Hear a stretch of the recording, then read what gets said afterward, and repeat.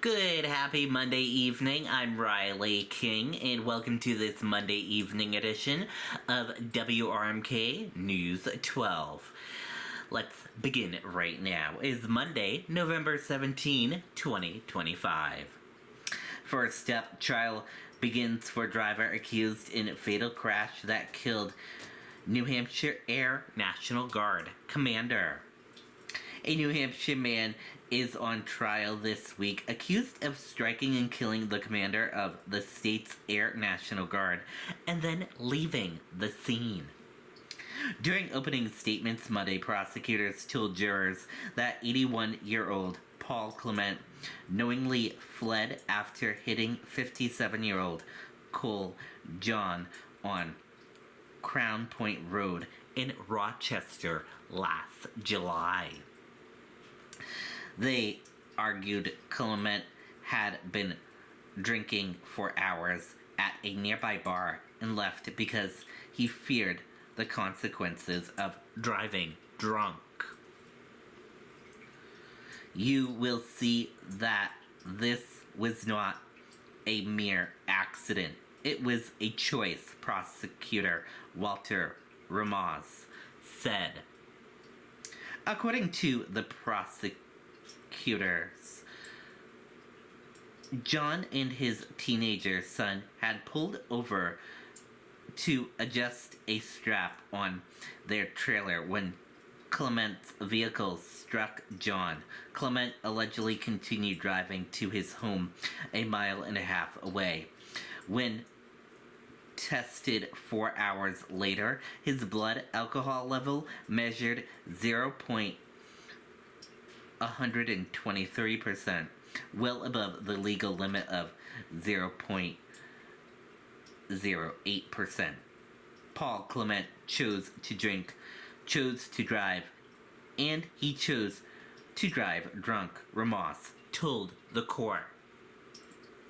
Defense attorney Andrew countered that Clement was in the throes of a serious medical emergency, not intoxicated at the time of the crash.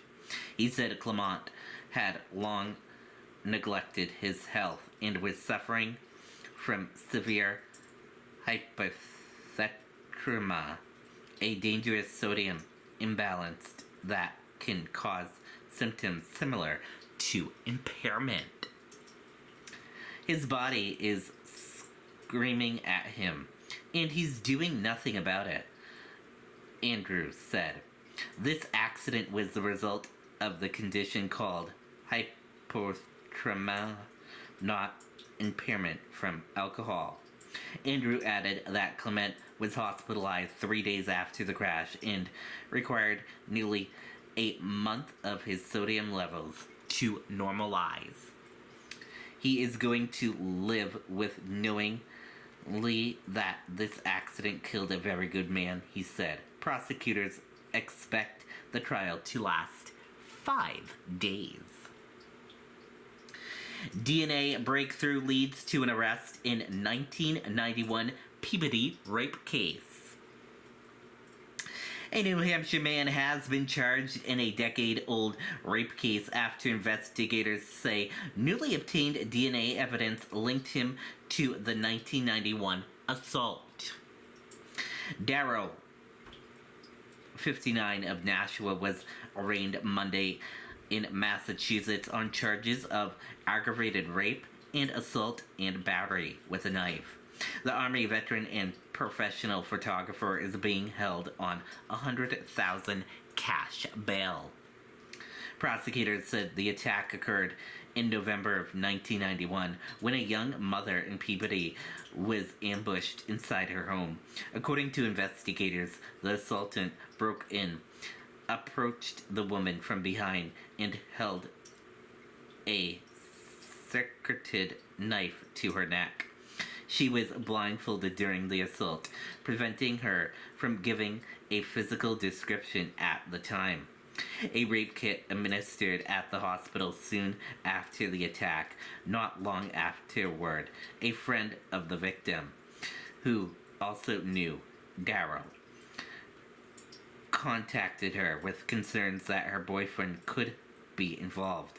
Prosecutors said the friend had found a bag under her porch containing duct tape, a hood with eye holes cut out, a knife, and a rag. When she confronted Darrow about it, he told her it was for hunting, a prosecutor told the court. Peabody police acted on the tip, but Darrow refused to provide DNA sample. Investigators continued to monitor the case as forensic technology advanced over the years. According to prosecutors, that persistence paid off last summer when New Hampshire authorities obtained Darrow's DNA, leading to a match with the evidence from the decade-old rape kit. The judge is citing the DNA match, said the case against Darrow is strong in ordering the $100,000 bail. Darrow has no prior criminal convictions.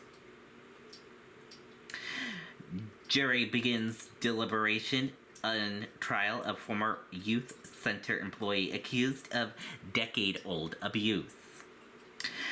Jurors began deliberating Monday in the trial of former youth development center employee accused of sexually assaulting a teenager resident nearly 3 decades ago. The allegations stem from incidents that prosecutors say occurred at the state-run facility in the 1990s. The accuser, David Meehan, who has publicly shared his story, testified that Stephen Murphy assaulted him repeatedly when he was 18 in the center's care. Murphy has denied the allegations, and his defense team argued that Meehan's account has shifted over time, raising questions about its credibility. After several hours of deliberation Monday, the jurors were dismissed for the day without reaching a verdict. Deliberations are expected to resume tomorrow. FAA eases flight restrictions ahead of record Thanksgiving travel surge. The Federal Aviation Administration is rolling back certain flight restrictions as officials prepare for what is expected to be the record-setting Thanksgiving travel period.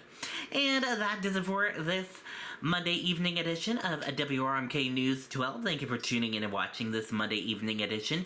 Enjoy the rest of your Monday evening, and I'll see you back here tomorrow for another broadcast. Good night and goodbye.